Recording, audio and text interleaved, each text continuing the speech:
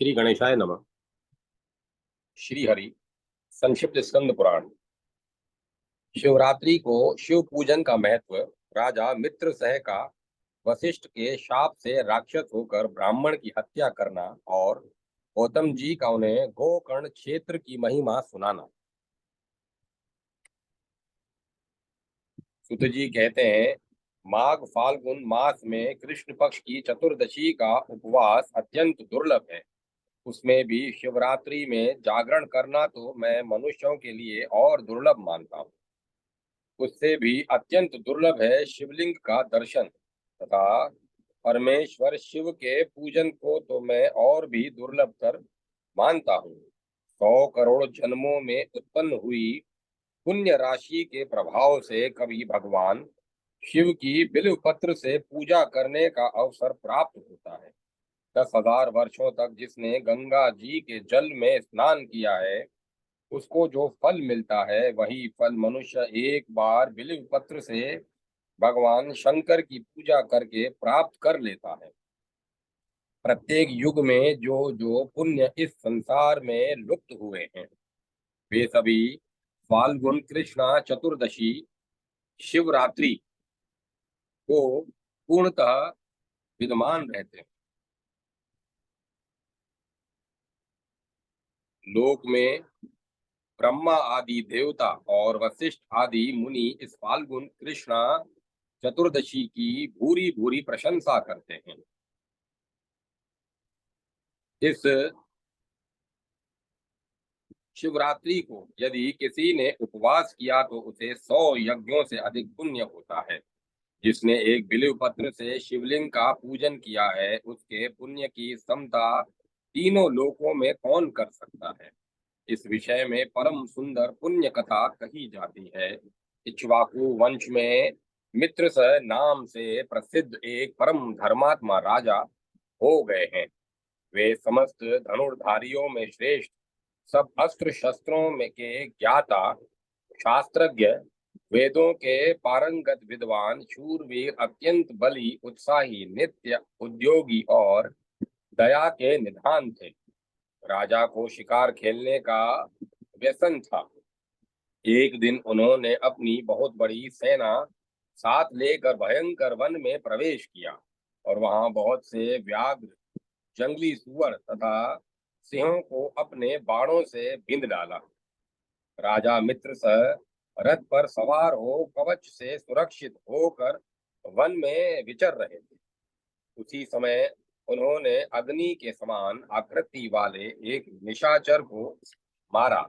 उसका छोटा भाई दूर से यह देखकर शोक मग्न हो गया और वहीं कहीं छिप गया।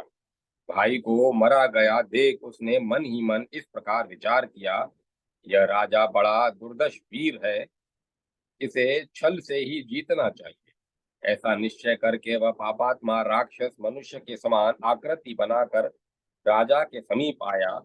राजा ने सेवा करने के लिए विनीत भाव से आए हुए उस पुरुष को देखकर अज्ञानवश उसे रसोई घर का अध्यक्ष बना दिया। तत्पश्चात राजा लौटकर अपनी पुरी को आए। महाराज मित्रसह की पत्नी मदयंती नाम से प्रसिद्ध थी। वह नल की स्त्री दमयंती के समान बड़ी पतिव्रता थी। एक दिन राजा मित्रसह ने श्राद्ध के दिन मुनिवर वशिष्ठ को निमंत्रित करके अपने घर पर बुलाया। उस समय रसोइये के रूप में राक्षस ने साग में मनुष्यों का मांस मिला दिया और वहीं वशिष्ठ जी के आगे परोस दिया। उसे देखकर वशिष्ठ जी बोले, राजन, तुझे धिक्कार है, धिक्कार है। तू इतना दुष्ट और छली है कि मेरे आगे मनुष्य का मांस रख दिया। इस बात के कारण तू राक्षस हो जाएगा। तब जब मुनि को यह मालूम हुआ कि यह सारी करतूत राक्षस की है, तब उन्होंने उस शाप को 12 वर्षों की अवधि में सीमित कर दिया। तब राजा की तब राजा भी कुपित होकर बोले, यह मेरी करतूत नहीं थी और न मैं इस विषय में कुछ जानता ही था, तो भी आपने मुझे अकारण शाप दे दिया। इसीलिए गुरु होने पर भी आपको मैं भी शाप देता हूँ। ऐसा कहकर राजा अंजलि में जल ले गुरु को शाप देने के लिए उद्यत हुए। यह देख पति के यह देख रानी मदयंती ने पति के चरणों में गिरकर उन्हें ऐसा करने से रोका। रानी के वचन का मान रखने के लिए राजा शाप देने से निवृत्त हो गए और उस अंजलि के जल को उन्होंने अपने दोनों पैरों पर डाल दिया। इससे राजा के दोनों पैर कलमश युक्त मलिन हो गए। तब से राजा का नाम कलमाक्षपात हो गया।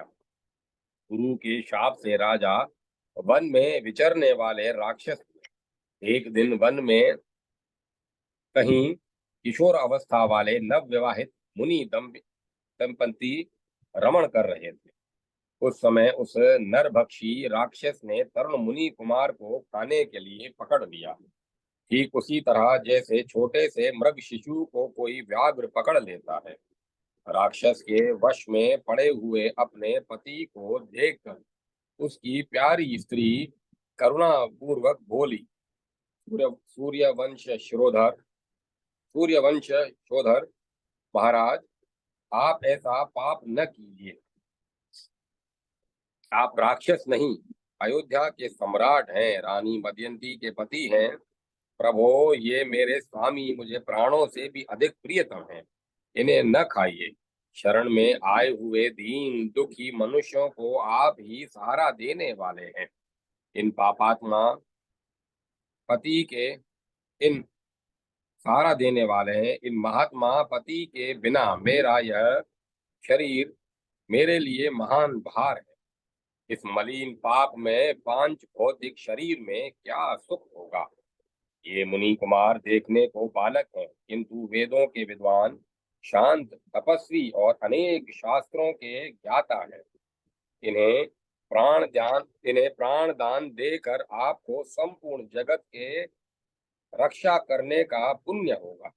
महाराज, मैं ब्राह्मण की स्त्री हूँ, अभी बालिका हूँ, मुझ पर कृपा कीजिए। आप जैसे साधु पुरुष अनाथों, दीनों और पीड़ितों की पर कृपा करने वाले होते हैं। इस प्रकार प्रार्थना करने पर भी उस निर्दयी नरभक्षी राक्षस ने उस ब्राह्मण कुमारी की गर्दन मरोड़ डाली और उन्हें अधरस्त उदरस्त कर दिया। तब वह पतिव्रता ब्राह्मणी अत्यंत शोक से ग्रस्त हो विलाप करने लगी।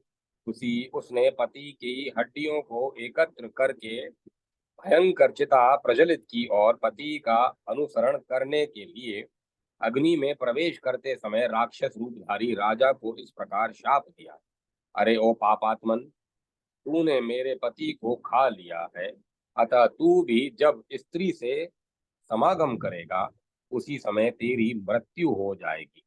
यूं कहकर वह पतिव्रता स्त्री चिता की आग में प्रवेश कर गई। गुरु के शाप का उपभोग करके राजा पुनः अपने स्वरूप को प्राप्त हुए और प्रसन्नता पूर्वक घर को गए। रानी दमयंती उस पतिव्रता ब्राह्मणी के शाप को जानती थी, इसीलिए विधव्य से डरकर उन्होंने रति की इच्छा वाले पति को अपने पास आने से मना कर दिया। राजा मित्र सह राज्य के सुख भोग से विरक्त हो गए और संपूर्ण लक्ष्मी का परित्याग करके पुनः वन में चले गए। राज्य छोड़कर संपूर्ण पृथ्वी पर विचरते हुए राजा ने अपने पीछे पीछे आती हुई एक भयंकर रूप वाली पिशाची को देखा। वह ब्रह्म हत्या थी। श्रेष्ठ मुनियों के उपदेश से राजा ने उस ब्रह्म हत्या को पहचान लिया। उसके निवारण के लिए विरक्त चित्त वाले राजा ने अनेक वर्षों तक बहुत से क्षेत्रों में विचरण किया, फिर भी जब ब्रह्म हत्या निवृत्त नहीं हुई तब वे मिथिला में आए। उसी समय उधर आते हुए निर्मल अंतःकरण वाले गौतम मुनि को उन्होंने देखा और उनके समीप जाकर बार बार प्रणाम किया। तब मुनि श्रेष्ठ गौतम ने राजा को आशीर्वाद दे मंद मंद मुस्कुराते हुए कहा, राजन, तुम्हारे यहाँ कुशल तो है ना? तुम्हारे राज्य में कोई विघ्न बाधा तो नहीं है? राजा ने कहा, ब्राह्मण, आपकी कृपा से हम सब लोग कुशल हैं। हम सब लोग कुशल हैं, परंतु यह भयंकर रूप वाली पिशाची हमें बड़ा दुख देती है। शापग्रस्त होकर हमने जो दुर्लभ पाप कर डाला है, उसकी शांति सहस्त्रों प्रायश्चितों से भी नहीं हो रही है। आप प्रेम पूर्वक संभाषण करके मेरे चित्त को आनंदित कर रहे हैं। महाभाग, आज अपने चरण कमलों की शरण में आए हुए मुझ पापी को शांति प्रदान कीजिए, जिससे मुझे सुख मिले।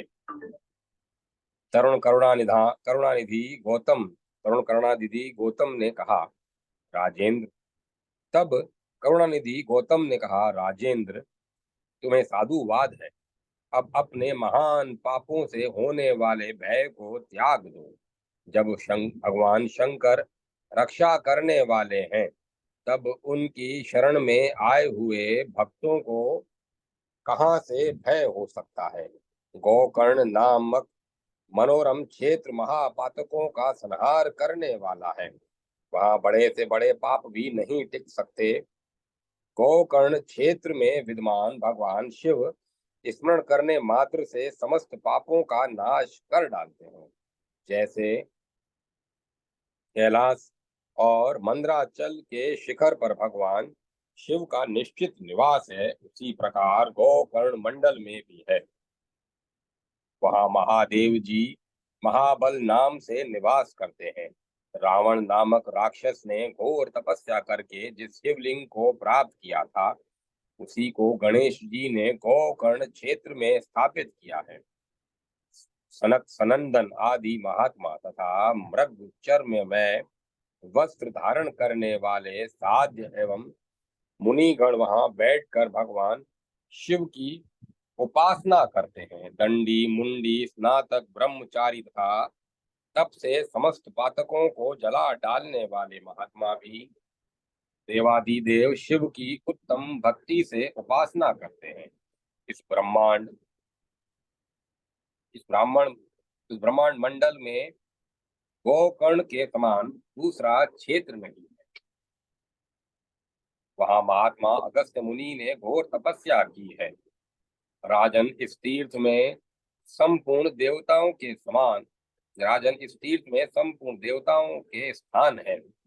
देवादिदेव भगवान विष्णु, परमेष्टि ब्रह्मा, वीरवर कार्तिकेय तथा गणेश जी के स्थान है। गोकर्ण तीर्थ में कोटि कोटि शिवलिंग विद्यमान है। वहां पग पग असंख्य तीर्थ मौजूद है। सतयुग में महाबल नामक भगवान शिव श्वेत वर्ण में होते हैं। त्रेता में उनका रंग अत्यंत लाल हो जाता है। द्वापर में वे पित्त वर्ण के और कलयुग में श्याम वर्ण के हो जाएंगे। महाबल शिव भयंकर कलयुग प्राप्त होने पर कोमल भाव को प्राप्त होंगे। परम उत्तम गोकर्ण क्षेत्र पश्चिम समुद्र के तट पर है। वह ब्रह्म हत्या आदि पापों को भस्म कर डालता है। इस संसार में जो ब्रह्म घाती, भूतद्रोही, शठ और अन्यान्य पापी होते हैं, वे सब गोकर्ण तीर्थ में पहुंचकर वहां के तीर्थों में स्नान करके महाबल नामक शिव जी का दर्शन करने पर शिवलोक को प्राप्त होते हैं। वहाँ पुण्य तिथियों को, पुण्य नक्षत्र और पुण्य दिन में जो महेश्वर शिव की पूजा करते हैं, वे सब शिव रूप हो जाते हैं। यदा कदा जो कोई भी मनुष्य गोकर्ण तीर्थ में जाकर भगवान शिव की पूजा करता है, वह ब्रह्म पद को प्राप्त होता है। रविवार, सोमवार तथा बुधवार को जब अमावस्या तिथि का योग हो, तब वहां समुद्र में किया हुआ स्नान, दान, पितृ तर्पण, शिव पूजा, जप, होम, व्रतचर्या और ब्राह्मणों का सत्कार अनंत फल देने वाला होता है। महाप्रदोष की बेला में भगवान शिव का पूजन मोक्ष देने वाला है। माघ मास फाल्गुन में जो परम पुण्यमयी कृष्ण पक्ष की चतुर्दशी आती है, उस दिन शिवलिंग और बिल्वपत्र इन सब का योग दुर्लभ है। कहो, माया कैसी प्रबल है कि जिससे मूढ़ हुए मनुष्य भगवान शिव की इस महातिथि को उपवास तक नहीं करते। शिवरात्रि का उपवास जागरण भगवान शंकर के समीप निवास तथा गोकर्ण क्षेत्र का वास, इन सब का सुयोग होना मनुष्यों के लिए शिवलोक में जाने की सीढ़ी है। राजन, मैं भी इस समय गोकर्ण तीर्थ से लौटकर आया हूँ। शिवरात्रि को उपवास करके भगवान शिव का महोत्सव देखकर लौटा हूँ। शिवरात्रि पर वहां का महान उत्सव देखने के लिए सब देशों से चारों वर्णों के लोग आए थे। स्त्री, बालक, वृद्ध तथा चारों आश्रमों के निवासी वहां आकर देवेश्वर शिव का दर्शन करके कृतकृत्यता को प्राप्त हुए। लौटते समय मार्ग में एक अद्भुत आश्चर्य की बात देखकर मैं परमानंद में निमग्न हो कृतार्थ हो गया। ओम नमः शिवाय, ओम नमः शिवाय, ओम नमः शिवाय। गोकर्ण क्षेत्र में शिवरात्रि के शिव पूजन के महात्म्य से एक चांडाली का परम धाम गमन। राजन राजा ने पूछा, ब्राह्मण, आपने मार्ग में कहाँ कौन सी आश्चर्य की बात देखी है, वह मुझे भी बताइए। गौतम जी ने कहा, राजन, गोकर्ण से आते समय एक स्थान पर दोपहर के समय मुझे एक स्वच्छ सरोवर दिखाई दिया। वहां जल पीकर मैंने रास्ते की थकावट दूर की और घनी एवं शीतल छाया वाले बरगद के नीचे विश्राम किया। उसी समय थोड़ी ही दूर पर मैंने एक अंधी, बूढ़ी और दुबली पतली चांडाली को देखा। उसका मुंह सूख गया था, उसने कुछ भी भोजन नहीं किया था और वह अनेक प्रकार के रोगों से पीड़ित थी। उसके सब अंगों में कौड़ का घाव हो गया था तथा उसके उसमें बहुत से कीड़े पड़ गए थे। उसकी कमर में पिप और रक्त से सना हुआ एक फटा पुराना वस्त्र लिपटा हुआ था। उसे उस दशा में देखकर मुझे बड़ी दया आई और उसके मृत्यु काल की प्रतीक्षा करता हुआ मैं क्षण भर वहीं बैठा रहा। इतने ही में भगवान शंकर के पार्षदों द्वारा लाया जाता हुआ एक विमान देखा, जो अपनी किरणों से आकाश मार्ग को आलोकित कर रहा था। तब मैंने शीघ्र ही समीप जाकर आकाश में खड़े हुए उन शिव गणों से पूछा, आप लोगों को नमस्कार है। मैंने आप लोगों को पहचान लिया। आप अभी महादेव जी के चरणों के आप सभी महादेव जी के चरणों के सेवक हैं। आपने इस समय जो यहाँ आने का कष्ट उठाया है, यह आपकी यात्रा संपूर्ण लोगों की रक्षा के लिए हुई है। यहाँ आप लोगों को कोई विनोद सूझा है?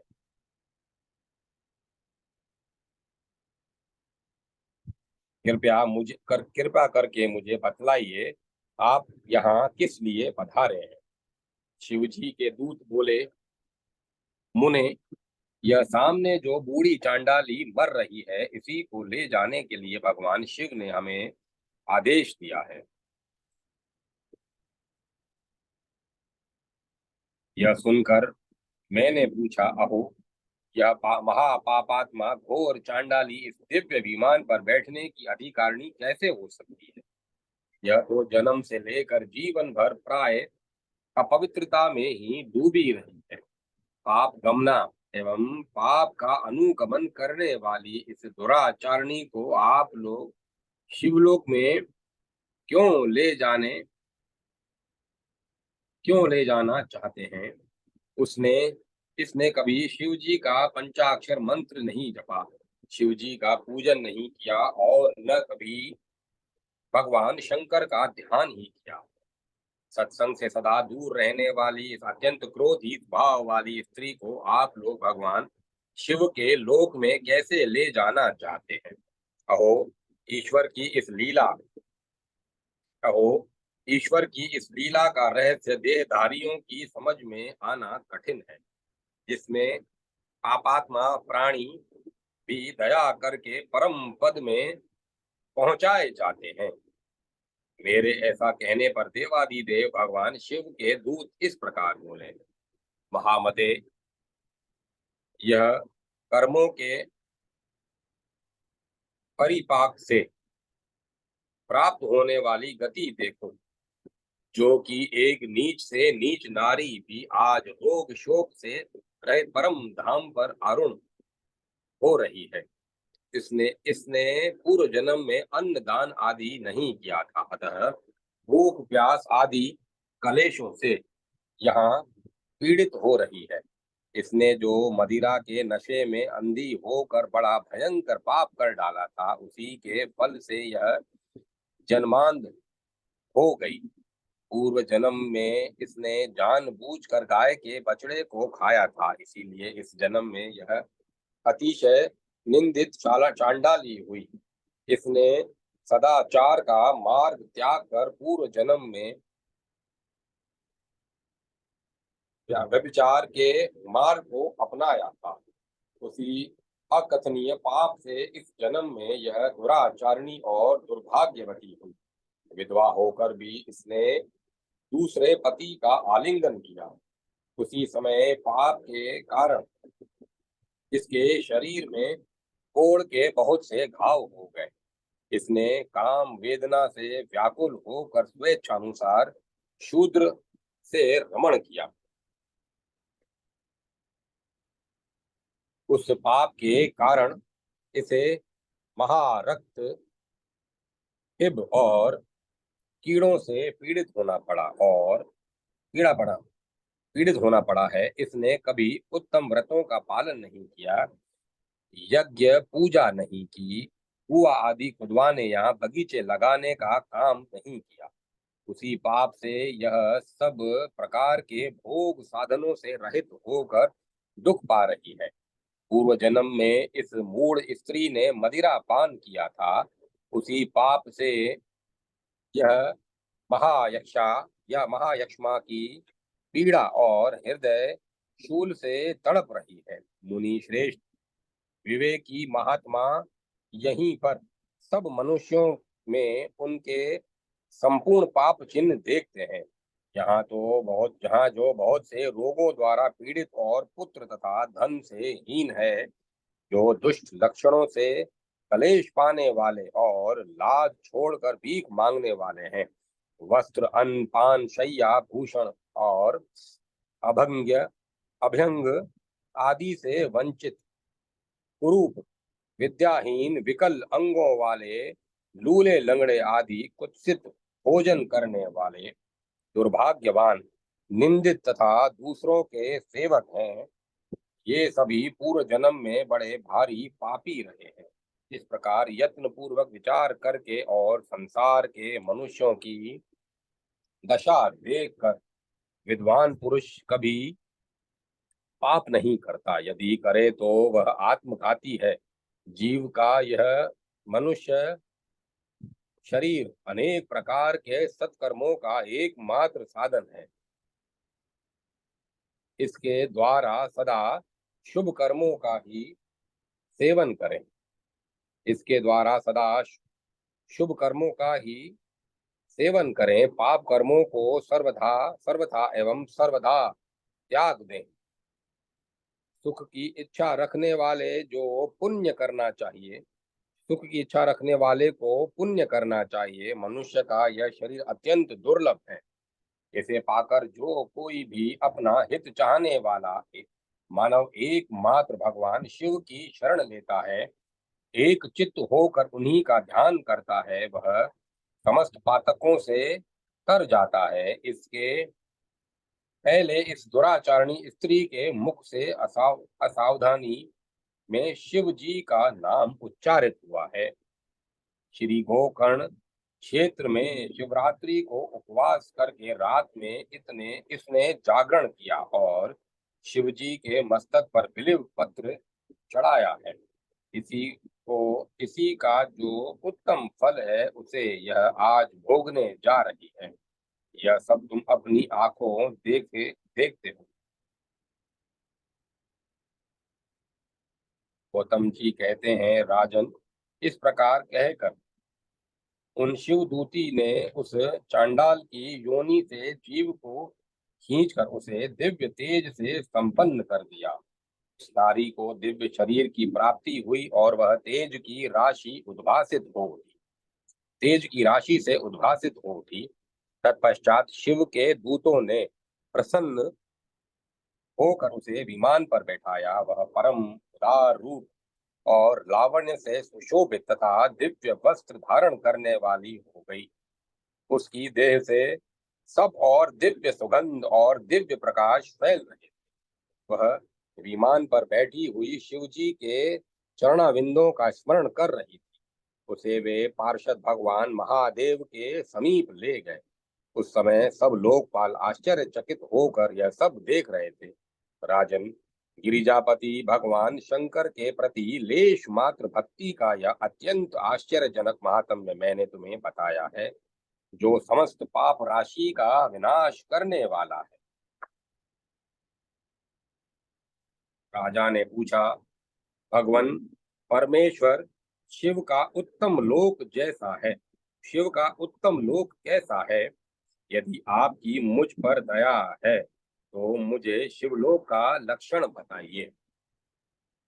गौतम जी बोले, ब्राह्मण, यदि देवेश्वरों के लोकों में भी जो अत्यंत दुर्लभ आनंद है, वह जिस दिव्य धाम में नित्य निरंतर विद्यमान रहता है, वही परमेश्वर शिव का लोक है, जहाँ सब लोगों को लांग कर जाना होता है, जिसमें दिव्य प्रकाश स्थित है तथा जहाँ अविद्या में अंधकार का वही अंधकार का कहीं लेश मात्र भी संयोग नहीं है, वही परमेश्वर शिव का लोक है। जहाँ काम क्रोध लोभ और मद आदि विकार निवास नहीं करते तथा जहाँ जन्म आदि अवस्थाएं नहीं प्राप्त होती, वह परमेश्वर शिव का लोक है। संपूर्ण वेदों का जो एकमात्र प्रधान क्षेत्र कहा जाता है, जिससे अधिक उत्तम वैभव कहीं नहीं है, वह परमेश्वर शिव का धाम है।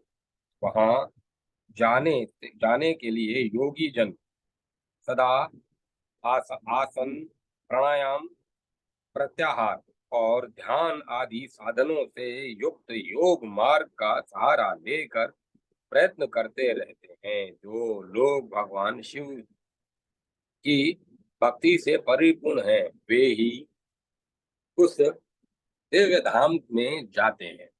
जो भगवान शंकर की कथा सुनने और कहने में हर्ष का अनुभव करते हैं, केवल शांति में जिनकी स्थिति है, जो सब प्राणियों के अकारण सहृदय सुहृदय और मोह रहित हैं, वे संसार चक्र को लांग कर भगवान शंकर के आनंदमय धाम को पाकर सुखी होते हैं। राजेंद्र, इसी प्रकार तुम भी गोकर्ण क्षेत्र में भगवान शंकर के स्थान पर जाकर उनके दर्शन से समस्त पाप राशि का निवारण करो और कृत्य कृत्य हो जाओ। वहां सब समय में स्नान कर महाबल शिव की पूजा करो और शिव चतुर्दशी को एकाग्रता पूर्वक उपवास करके रात्रि में जागरण तथा बिल्व पत्र द्वारा भगवान शंकर का पूजन करो। इससे तुम सब पापों से मुक्त होकर शिवलोक को प्राप्त करोगे। ऐसा कहकर मुनिवर गौतम प्रसन्नता पूर्वक मिथिलापुरी को चले गए तथा जहाँ राजा मित्र सह गोकर्ण क्षेत्र में आए। वहां महाबल नाम से प्रसिद्ध महादेव का दर्शन और पूजन करने से उनकी समस्त पाप राशि धुल गई। उन्होंने भगवान शिव के परम धाम को प्राप्त कर लिया। जो मनुष्य भगवान शिव की इस मनोरम कथा को प्रतिदिन भक्ति पूर्वक सुनता अथवा सुनाता है, वह परम गति को प्राप्त होता है। ओम नमः शिवाय, ओम नमः शिवाय, ओम नमः शिवाय। शिव पूजा की महिमा के विषय में परम शिव भक्त राजा चंद्रसेन और भक्त श्रीकर गोप की अद्भुत कथा। सुत जी कहते हैं, भगवान शिव गुरु हैं, शिव देवता हैं, शिव ही प्राणियों के बंधु हैं, शिव ही आत्मा और शिव ही जीव है। शिव से भिन्न दूसरा कुछ नहीं है। भगवान शिव के उद्देश्य से जो कुछ भी दान, जप और होम किया जाता है, उसका फल अनंत होता है। यह समस्त शास्त्रों का निर्णय है। जो एकमात्र भगवान शिव का भजन करता है, वह सब बंधनों से मुक्त हो जाता है। जो प्रीति अपने पुत्र और स्त्री और धन में की जाती है, वह वही यदि भगवान शिव की पूजा में की जाए तो वह उद्धार कर देती है। इसीलिए कितने भी महात्मा पुरुष भगवान शिव की पूजा के लिए संपूर्ण विषय रूपी मदिरा को छोड़ देते हैं। वही जीवा सफल है। जो भगवान शिव की स्तुति करती है, वही मन सार्थक है। जो शिव के ध्यान में संलग्न होता है, वही वे ही कान सफल हैं जो उनकी कथा सुनने के लिए उत्सुक रहते हैं। और वे ही दोनों हाथ सार्थक हैं जो शिव जी की पूजा करते हैं। वे नेत्र धन्य हैं जो महादेव जी की पूजा का दर्शन करते हैं। वह मस्तक धन्य है जो शिव के सामने झुक जाता है। वे पैर धन्य हैं जो भक्ति पूर्वक शिव के क्षेत्रों में सदा भ्रमण करते हैं। जिसकी संपूर्ण इंद्रियां भगवान शिव के कार्यों में लगी रहती है, वह संसार सागर के पार हो जाता है और भोग तथा मोक्ष प्राप्त कर लेता है। शिव की भक्ति से युक्त मनुष्य, चांडाल, उल्कस, नारी, पुरुष अथवा नपुंसक कोई भी क्यों न हो, तत्काल संसार बंधन से मुक्त हो जाता है। जिसके हृदय में भगवान शिव की लेश मात्र भी भक्ति है, वह समस्त देहधारियों के लिए वंदनीय है। उज्जैनी में चंद्रसेन नामक एक राजा थे। वे उसी नगर में निवास करने वाले भगवान महाकाल का पूजन करते थे। शिव के पार्षदों में अग्रगण्य तथा अमंगलों को जीतने वाले शिव वंदित मणिभद्र जी राजा चंद्रसेन के सखा हो गए थे। उन्होंने राजा पर प्रसन्न होकर एक समय उन्हें दिव्य चिंतामणि प्रदान की, जो कौस्तुभ मणि तथा सूर्य के समान देदीप्यमान थी। यह देखने, सुनने अथवा ध्यान करने में भी मनुष्यों को मनोवांछित वस्तु प्रदान करती थी। राजा उस चिंतामणि को कंठ में धारण करके जब सिंहासन पर बैठते थे, तब देवताओं में सूर्य नारायण की भांति उनकी शोभा होती थी। राजा चंद्रसेन के विषय में यह सब बात सुनकर समस्त राजाओं के मन में उस मणि के प्रति लोभ की मात्रा बढ़ गई और वे क्षुब्ध रहने लगे। एक बार सबने बहुत सी सेना साथ लेकर क्रोध पूर्वक पृथ्वी को कंपित करते हुए आक्रमण किया और उज्जैनी के चारों द्वारों को घेर लिया। अपनी पुरी को घिरी हुई देख राजा चंद्रसेन भगवान महाकाल की शरण में गए और मन को संदेह रहित करके दृढ़ निश्चय के साथ उपवास पूर्वक दिन रात अनन्य भाव से भगवान गौरीपति की आराधना करने लगे। उन्हीं दिनों उस नगर में कोई ग्वालिन रहती थी, जिसके एकमात्र पुत्र था। वह विधवा थी और उज्जैनी में बहुत दिनों से रहती थी। वह अपने 5 वर्ष के बालक को लिए हुए महाकाल के मंदिर में गई और राजा चंद्रसेन द्वारा की हुई गिरिजापति की महापूजा का दर्शन किया। शिव पूजन का वह आश्चर्य में उत्सव देखकर उसने भगवान को प्रणाम किया और पुनः अपने निवास स्थान पर लौट आई। ग्वालिन के उस बालक ने भी वह सारी पूजा देखी थी। अतः घर आने पर उसने कौतूहलवश शिव जी की पूजा प्रारंभ की, जो संसार से वैराग्य प्रदान करने वाली है। एक सुंदर पत्थर लाकर उसे घर से थोड़ी ही दूर पर एकांत स्थान में रख दिया और उसी को शिवलिंग माना। फिर उस अपने हाथ से मिल मिलने लायक जो कोई भी फूल दिखाई दिए, उन सब का संग्रह करके उस बालक ने जल से शिवलिंग को स्नान कराया और भक्ति पूर्वक पूजन किया। तत्पश्चात कृत्रिम अलंकार, चंदन, धूप, दीप और साक्षात आदि उपचारों से अक्षत आदि उपचारों से अर्चना करके कल्पित दिव्य वस्त्रों से भगवान को निवेदन किया। सुंदर सुंदर पत्रों और फूलों से बार बार पूजन करके भांति भांति से नृत्य किया और बारंबार भगवान के चरणों में शीश झुकाया। इस प्रकार अनन्य चित्त होकर शिव की आराधना में लगे हुए अपने पुत्र को ग्वालिन ने बड़े प्यार से भोजन के लिए बुलाया।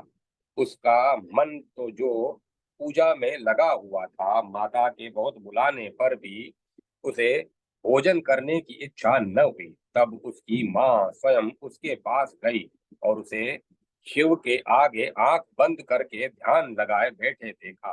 हाथ पकड़कर खींचने लगी, इतने पर भी जब वह न उठा तब उसने क्रोध में आकर उसे खूब पीटा। चीखने और मारने पीटने पर भी वह जब उसका पर भी जब उसका पुत्र नहीं आया, तब उसने वह शिवलिंग उठाकर दूर फेंक दिया और उस पर चढ़ाई हुई सारी पूजा सामग्री नष्ट कर दी।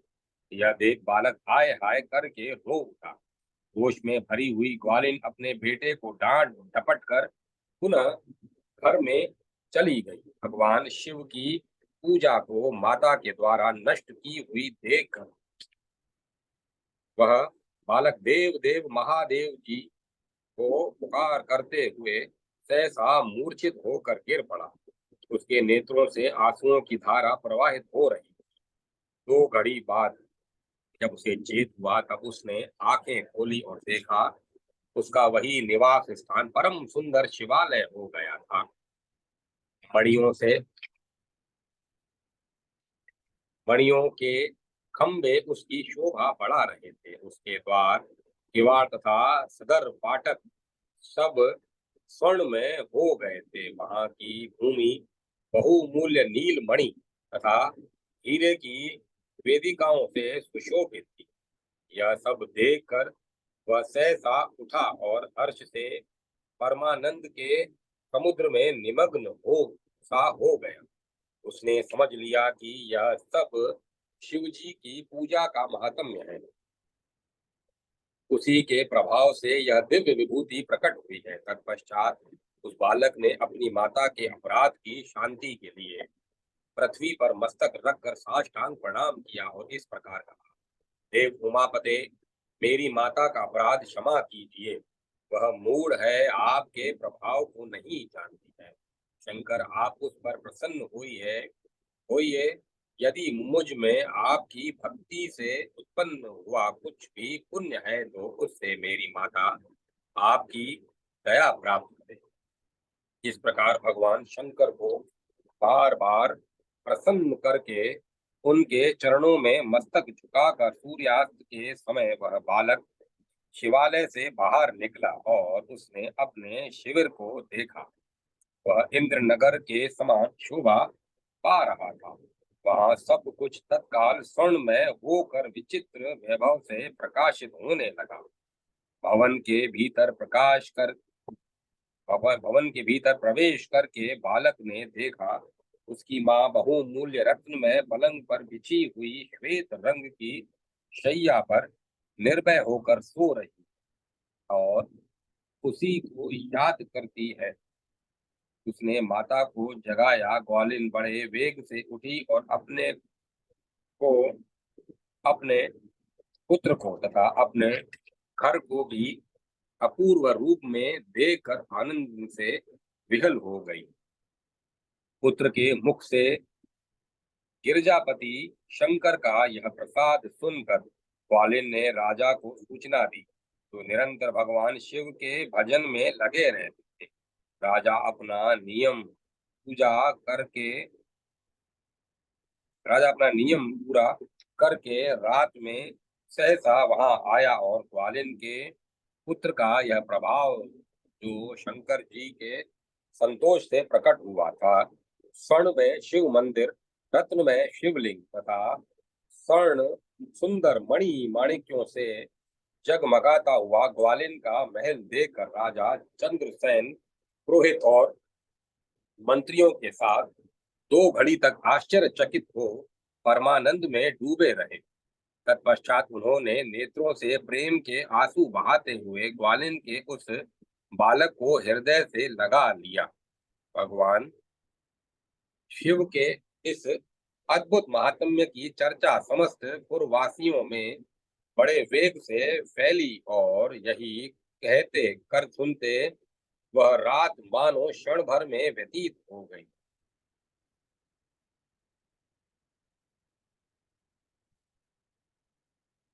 युद्ध के लिए आए हुए और नगर को चारों ओर से घेर कर खड़े हुए राजाओं ने भी प्रातःकाल दूत के मुख से यह परम अद्भुत समाचार सुना। सुनते ही उनके मन में वैर भाव निकल गया। उन्होंने सहसा हथियार डाल दिए और चकित होकर महाराज चंद्रसेन की आज्ञा से नगर में प्रवेश किया। उस रमणीय नगरी में प्रवेश करके भगवान महाकाल को प्रणाम करने के पश्चात सब राजा उस ग्वालिन के घर पर आए।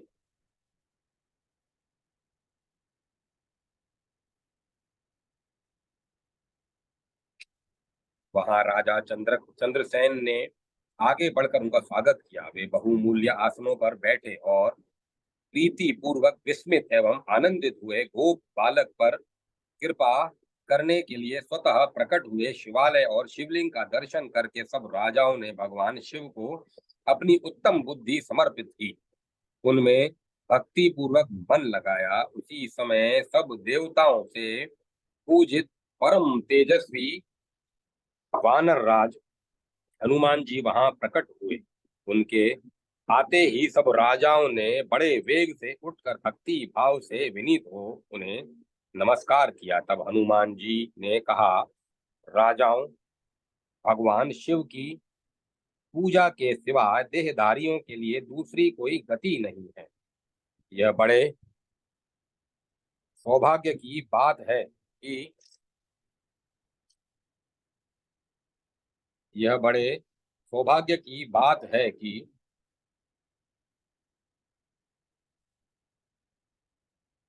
इस गोप बालक ने शनिवार को प्रदोष व्रत के दिन बिना मंत्र के भी शिव का पुनः उन्हें पूजन करके उन्हें पा लिया। शनिवार को प्रदोष व्रत समस्त देहधारियों के लिए दुर्लभ है। कृष्ण पक्ष आने पर तो वह और भी दुर्लभ है। गौवंश की कीर्ति बढ़ाने वाला यह बालक संसार में सबसे अधिक पुण्यात्मा है। इसी वंश परंपरा में 8वीं पीढ़ी में महायशस्वी नंद उत्पन्न होंगे, जिनके यहाँ साक्षात भगवान नारायण उनके पुत्र रूप से प्रकट हो श्री कृष्ण के नाम से प्रसिद्ध होंगे। आज से यह गोपाल नंदन संसार में श्रीकर नाम से विख्यात होगा। अंजनी नंदन हनुमान जी ऐसा कहकर उस गोप बालक को शिवोपासना के आचार व्यवहार का उपदेश दे वहीं अंतर ध्यान हो गए। वे सब राजा हर्ष में भरकर महाराज चंद्रसेन की आज्ञा ले जैसे आए थे वैसे ही लौट गए।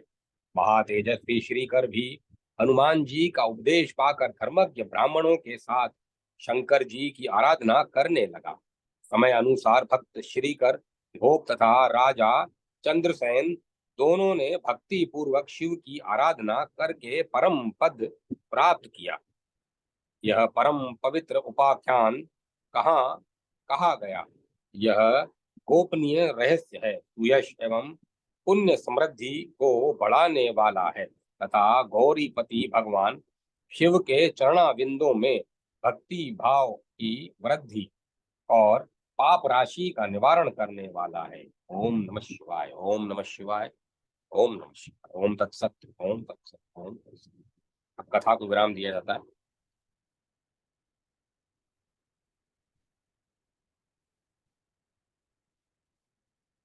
ओम नमः